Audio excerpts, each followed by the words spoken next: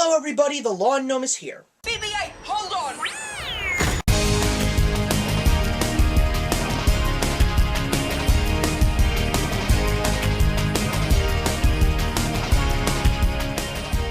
Today is the day.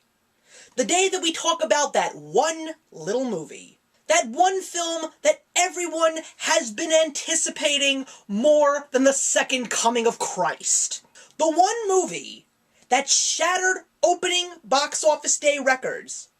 The one movie that has officially grossed $1 billion worldwide, and as of today, has surpassed The Dark Knight and became the 5th highest grossing film in US history. And I am hoping that it will knock Avatar down to number 2. That movie, of course, is the new J.J. Abrams directed Star Wars Episode VII, The Force Awakens. So, the movie is here. And I actually had so much going on that prevented me from seeing this movie until Christmas Day. So what were my actual thoughts and reactions to this movie? Guys, I left that movie theater craving a cigarette because that movie drugged me up and fucked me rotten. That is what I wanted to feel. So before we continue, I just want to let everybody know that I may drop a spoiler here or two, but I promise you it is not going to be something that truly ruins the film. I was 15 years old when the 20th anniversary special editions came out in theaters, so I did get to see the original trilogy. And I'm not going to deny the fact that I do enjoy the prequels to a certain extent, and I'm proud to have them as part of the entire Star Wars story. But this movie, guys, I was a little upset when I first heard that this movie was coming out because of the fact that Disney had bought the company. The fact that they weren't going to be having any more of the original 6 movies coming out on the big screen in 3D. So my expectations were really, really low. But when I heard about what everybody was saying, my expectations went through the roof. And all I got was another great Star Wars movie. This Star Wars film is everything that you want a new Star Wars film to be. It is out of the vein of the original trilogy, and that's also because of the fact that it is a continuing story from Return of the Jedi set 30 years in the future. Unlike episodes 1 through 3, you could see those movies before you see episodes 4, 5, and 6, because of the fact that they take place before them. So, it really is what you make of it.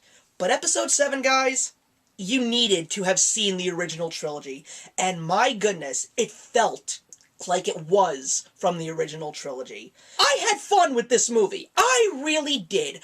The cast that came back to fill their roles as Luke Skywalker, Leia Organa, and Han Solo, and yes, even Anthony Daniels, Kenny Baker, and the great Peter Mayhew all came back to reprise their roles, and they all did it beautifully, especially Harrison Ford. I swear to God, it was as if he never stopped filming Return of the Jedi.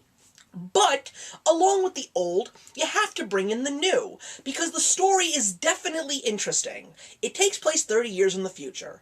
Basically, there is a republic, there is a galactic senate, but now there is this force called the First Order that is trying to rise up and conquer the galaxy very much like the Empire. And it is led by this alien, Supreme Leader Snoke, who is voiced and motion captured by the great Andy Serkis, and he has also employed a Sith Lord named Kylo Ren, played by Adam Driver, to do his bidding. And there are a whole bunch of other characters that are thrown into this story, like Finn, who is a stormtrooper that decides to fight on the forces of good because he doesn't believe in what the First Order is fighting for. There is Rey, this scavenger girl who is suddenly roped into this brand new rebellion.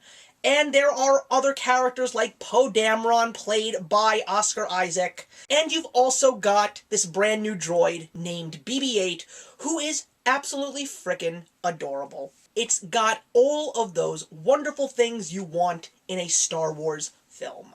It's got great space action, it's got amazing other worlds, it's got very well done practical effects and CGI for what it was worth, and it also has some of the best lightsaber battles I've ever seen, because they weren't perfectly choreographed, but rather they really played upon the emotions and the struggles Because the thing that I love so much, especially because of these new characters, is the fact that all of these new characters have so many dimensions. There is no such thing as true good and true evil when it comes to some of these new characters, and you just have to see them to believe them.